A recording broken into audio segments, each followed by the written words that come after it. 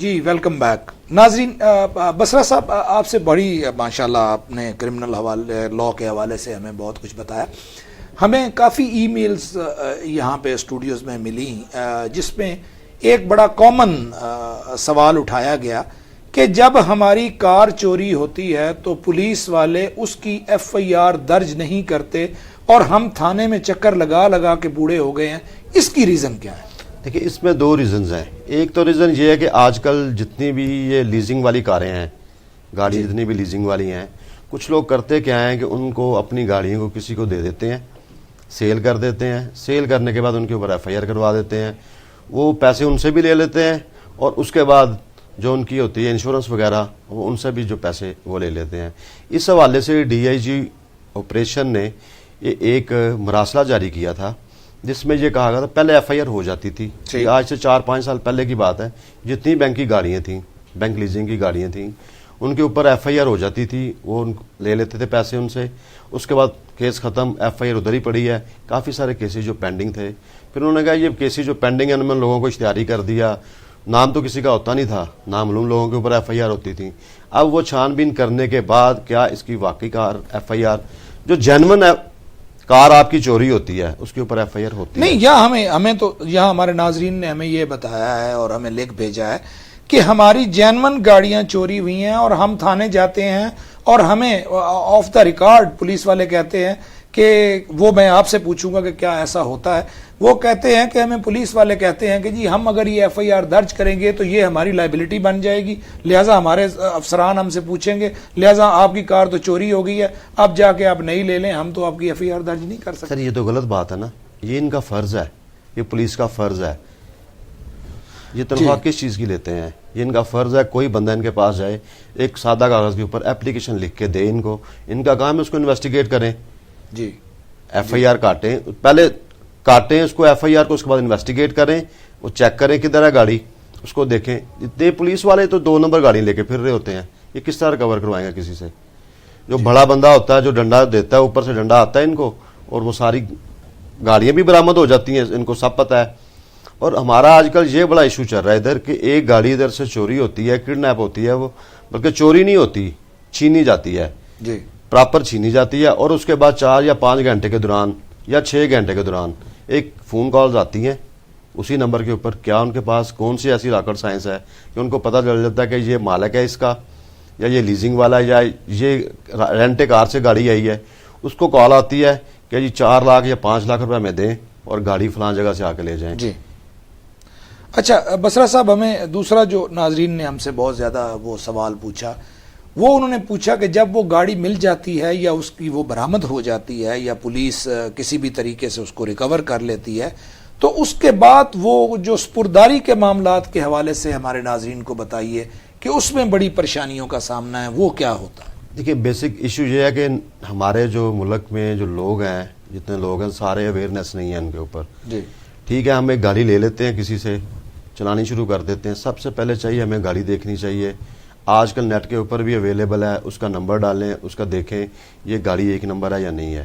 سب سے پہلے جو ہمیں کرنا چاہیے, جیسے مستری ہوشیار باش, آپ کوئی بھی پراپرٹی لیتے ہیں, اب یہ دیکھیں نیٹ پہ بھی کر سکتے ہیں آپ, ایک میسج کے تھرو بھی اپنے موبائل سے میسج بھیجیں اور وہ آپ کو جواب آ جاتا ہے کہ یہ گاڑی اس نمبر کی, اس کا یہ چیسز نمبر ہے, یہ کس کے نام پہ, یہ اس کے مالک, یہ اس کے مالک ہیں, یہ فلاں. اس کو آپ چیک کروائیں پراپر طریقے سے. اس کے بعد آپ گاڑی لیں, اس سے ڈاکومنٹ لیں اور اس کو فوری طور پہ اپنے نام پہ رجسٹر کروائیں. ہم اپنے نام پہ رجسٹر نہیں کرواتے, ہم نئی گاڑی لیتے ہیں تو اس کو ہمیں شوق ہوتا ہے پرائڈ فائل لکھ کے چلنے کا. حالانکہ سب سے زیادہ جو کرائم کی ریشو جو بڑی ہے وہ اس وجہ سے بڑی ہے, یا پرائڈ فائل گاڑیاں لے کے چلتے ہیں ہم. سب سے آسان ہوتا ہے ان کو چوری کرنا, اور جب وہ چوری ہو جاتی ہے ہمارے نام پہ تو وہ ہوتی نہیں ہے. جی ٹھیک. پھر جب وہ پکڑی جاتی ہے, اللہ کرتا ہے کہ کسی کی قسمت میں اچھی ہوتی ہے کہ وہ گاڑی جو ہے وہ برآمد ہو جاتی ہے, یا پولیس والوں کی ایفرٹ سے ہو جاتی ہے, یا اس کی قسمت سے ہو جاتی ہے. اس کے بعد پھر جو پرابلم جو سپرداری کی آپ بات کر رہے ہیں نا, یہ پرابلم اس وقت فیس کرنا پڑتی ہے آپ لوگوں کو. اس وقت یہ کرنا پڑتی ہے کہ ان کے پاس ڈاکومنٹ نہیں ہوتے. دیکھیں کورٹ نے دیکھنا ہوتا ہے کہ ایویڈنس, اگر کورٹ میں کوئی کیس چل رہا ہے, ایویڈنس مکمل نہیں ہے, چاہے وہ مرڈر ہوا ہے, پتہ ہوا ہے اسی نے کیا ہے, لیکن اس کے اوپر ایویڈنس نہیں ہے, کورٹ اس کو سزا نہیں دے سکتی. اب کورٹ میں کوئی آپ ڈاکومنٹ نہیں دکھائیں گے, آپ کے نام پہ گاڑی ہے, آپ کی گاڑی چوری ہوئی ہے, وہ برآمد ہو گئی ہے, وہ آپ نہیں دکھائیں گے تو آپ کو سپرداری کیسے ملے گی؟ جی آپ کے پاس جینوئن ڈاکومنٹ ہے، آپ کے نام پہ ہیں، آپ جائیں، میرا خیال ایک یا 2 منٹ میں لگتے ہیں کہ وہ آپ کو report to S H O کر کے دیتے ہیں. اس کے بعد جائیں تھانے میں، اس سے رپورٹ کروائیں، رپورٹ کر کے واپس آئیں، پولیس والے وہ رپورٹ کر کے دیں گے جو آئی او. اور اس میں کچھ گارنٹیاں بھی میں بتاتا ہوں آپ کو نا، وہ رپورٹ کر کے دے گا آپ کو، رپورٹ کرنے کے بعد دوبارہ آپ اسی کورٹ میں آتے ہیں. اسی کورٹ میں آگے آپ اپنے اوریجنل ڈاکومنٹ دکھاتے ہیں، آپ اپنا آئی ڈی کارڈ دکھاتے ہیں کہ جی میں مالک ہوں، یہ گاڑی میرے نام پہ ہے، ٹھیک، اور یہ مجھے دی جائے. اگر مجھے نہ دی جائے تو جو مجھے نقصان ہوگا، اس گاڑی کو نقصان ہوگا. گارنٹی اسی لیے مانگتے ہیں کہ یہ گاڑی اب سپرداری پہ گئی ہے، یہ فلانی ایف آئی آر میں یہ گاڑی موجود تھی، جی ٹھیک ہے، وہ بندہ ابھی نہیں پکڑا گیا، ٹرائل اس کا نہیں شروع ہوا، واٹ ایور کیا ہوتا ہے. اس کے بعد کیا ہے، ہمیں ایک اجازت لینی پڑتی ہے کورٹ سے جی کہ ہم یہ گاڑی سیل کرنا چاہتے ہیں، ٹھیک، وہ ایفیڈیوٹ دینا پڑتا ہے، وہ ہم سیل کر سکتے ہیں. اور جس بندے نے وہ گاڑی لینی ہوتی ہے اس وقت وہ بھی ایفیڈیوٹ دیتا ہے کہ کل کو اس کیس میں، فلاں کیس میں جس میں یہ گاڑی پکڑی برآمد ہوئی ہے، اس میں ہم پیش کریں گے کورٹ میں. جی یہ ایفیڈیوٹ دینا ہوتا ہے.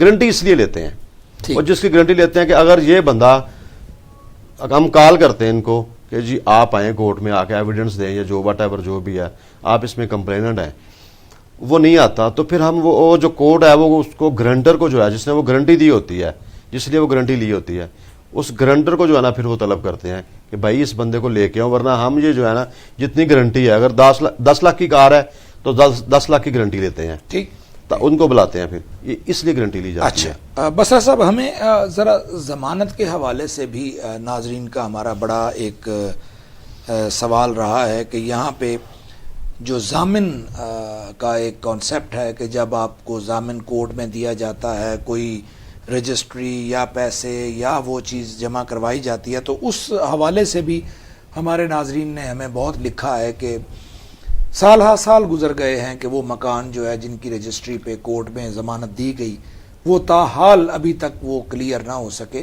اس ضمن میں بھی ہمارے ناظرین کو بتائیے کہ یہ کیا ہے اور وہ کیسے کروایا جا سکتا ہے اس کو. دیکھیں، پہلے یہ پریکٹس تھی کہ رجسٹری کے اوپر مہر لگاتے تھے، سائن کرتے تھے، مقدمہ نمبر لکھا جاتا تھا، جرم لکھا جاتا تھا، اور ڈیٹ مینشن کی جاتی تھی کہ اس مقدمہ میں اس بندے نے، فلاں بندے نے ضمانت دی ہے. اس کی ریزن یہ تھی کہ یہ ایک تو ہوتا ہے جینون، ٹھیک، جو ضامن ہوتا ہے، ایک ہوتا ہے ٹاؤٹ. ٹھیک، ٹاؤٹ باہر سے پکڑتے ہیں، 2 نمبر رجسٹری ہوتی ہے، اس کے اوپر پہلا جو پیج ہوتا ہے وہ بھی 2 نمبر ہوتا ہے، اس کو وہ چینج کرتے ہیں.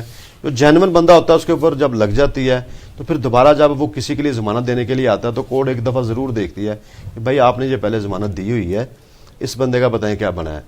اس کو ویو کرنے کے لیے، اس کو ریموو کرانے کے لیے ایک چیز ہے کہ اس مقدمے میں وہ بندہ بری ہو گیا، ٹھیک، یا سزا ہو گئی، واٹ ایور جو بھی ہوا، ٹھیک، اسی کورٹ میں جائیں، ایک ایپلیکیشن دیں کہ میں اس میں ضامن تھا، اس کیس میں اس بندے کو سزا ہو گئی ہے یا یہ بری ہو گیا ہے، تو اب اس کو کلیئر کر دیا جائے. کورٹ اس کو کلیئر کر دیتی ہے. اچھا، یہ ایک نئی بات ناظرین کے لیے بھی ہے کہ سزا ہونے کی صورت میں بھی کو کلیئر ہو جائے گی. اس نے اس چیز کی گارنٹی دی ہے کہ یہ کورٹ میں آتا رہے گا. ٹھیک. اس نے اس چیز کی گارنٹی نہیں دی کہ اس کو سزا ہوتی ہے، واٹ ایور کیا ہے. اس نے اس چیز کی گارنٹی دیتا ہے کہ یہ کل کو کورٹ میں آتا رہے گا، اس چیز کی گارنٹی ہوتی ہے. ضامن کی اس کے علاوہ کوئی گارنٹی نہیں ہے. اور اس میں پولیس کا کیا کردار ہے؟ اسی میں پولیس کا بھی کوئی کردار آپ دیکھتے ہیں؟ اس میں پولیس کا کردار نہیں ہے. ٹھیک. اس میں اگر وہ ضامن نہیں آتا، کورٹ جو پھر لکھ کے دیتی ہے کہ اس بندے کو، اگر اس کو جو ہوتا ہے اپنا ملزم ہوتا ہے، اس کے بھی نان بیلیبل وارنٹ نکلتے ہیں، اس کے بعد ضامن کے بھی نکلتے ہیں.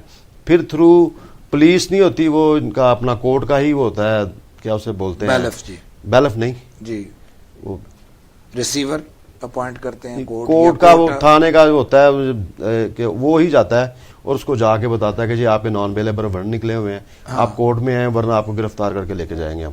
اچھا، نائب کورٹ جو ہوتا ہے. اچھا، نہیں، اس میں بسرا صاحب یہ بھی ہمارے ناظرین کو بتائیے کہ یہاں پہ ہمیں جو زیادہ تر ناظرین ہمیں لکھتے ہیں یا ہم سے سوال پوچھتے ہیں، وہ کہتے ہیں کرمنل کو تو کچھ نہیں ہوتا، جس نے جرم کیا ہوا ہے، جو کہیں اس کی بدقسمتی سے ضمانت دے دیتا ہے یا کچھ کر دیتا ہے، وہ ساری زندگی عدالتوں میں ذلیل ہوتا ہے. اس کی کیا وجہ؟ سر ایسے نہیں ہے نا جی.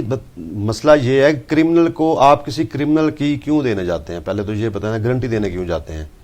آپ جب اس کو کرمنل کہتے ہیں اس کی گارنٹی بھی دینے چلے جاتے ہیں. عزیز داری ہے نا، عزیزداری. ہمارے ہاں تو معاشرے میں عزیزداری، جب عزیزداری آ گئی تو پھر وہ کرمنل تو نہ ہوا نا. نہیں، جرم ایک جرم سرزد ہو گیا، جی جی، واٹ ایور اس کی ریزن کیا تھی جی جی. وہ بات کی بات. ایک جرم سرزد ہو گیا, آپ اس کی ضمانت دیتے ہیں کہ جی ٹھیک ہے یہ بندہ کورٹ میں آئے گا, جی اب وہ کورٹ میں نہیں آتا, ایسے ہی ہے نا, جی جی آپ کی یہ ذمہ داری ہے جی کہ آپ اس بندے کو ڈھونڈیں جدھر سے مرضی, آپ کی عزیزداری ہے.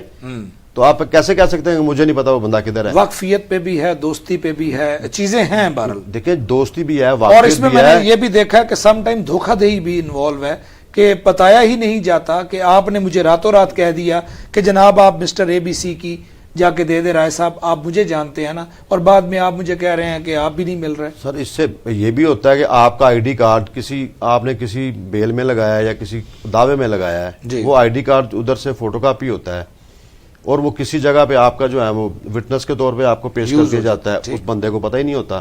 دیکھیں یہ ہر جگہ پہ یہ معاملات, کرپشن تو ہے نا ہر جگہ پہ, وہ کرپشن کے موڈز ہیں, وہ کس کس جگہ پہ کیسے کیسے ہو رہی ہے, یہ تو کرپشن کا حصہ ہے, اس میں آپ کسی کو روک نہیں سکتے. ناظرین, ہماری بسرا صاحب سے آپ ملاحظہ کر رہے ہیں کہ ہماری گفتگو جاری ہے. مجھے ایک وقفے کے لیے کہا گیا ہے, پلیز اسٹے ود اس.